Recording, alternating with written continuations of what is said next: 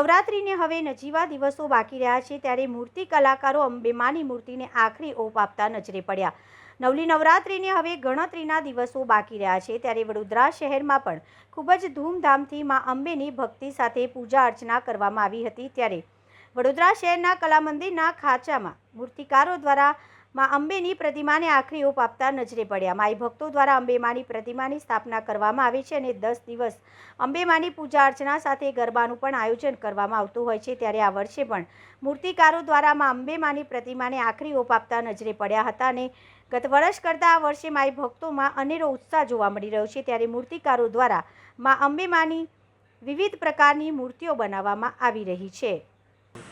આ વખતે માતાજી પર્વ 4-5 દિવસ રહ્યા છે। માતાજીના તહેવારોના અને પબ્લિકનો ઘસારો વધી રહ્યો છે કે દર વર્ષે માતાજી મૂર્તિઓ લોકો ઘરે ઘરે બેસતા હતા થઈ ગયા છે અને માટીની મૂર્તિની વધારે પ્રમાણ પરના મૂર્તિઓનું વેચાણ થઈ રહ્યું છે।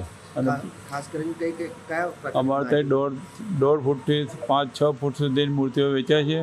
એનો ભાવ છે તમારો 1.5 ફૂટનો 2500 રૂપિયા, 250 રૂપિયા અને સૌથી મોટી મૂર્તિ 5-6 હજારથી આસપાસથી ચાલુ થાય છે અમારે। ખાસ કરીને માટીની કે પીઓપીની મૂર્તિ? આ પીઓપીની મૂર્તિ તમારો મોટી મૂર્તિનો તમારે 6-7 હજારનો ભાવ આવે।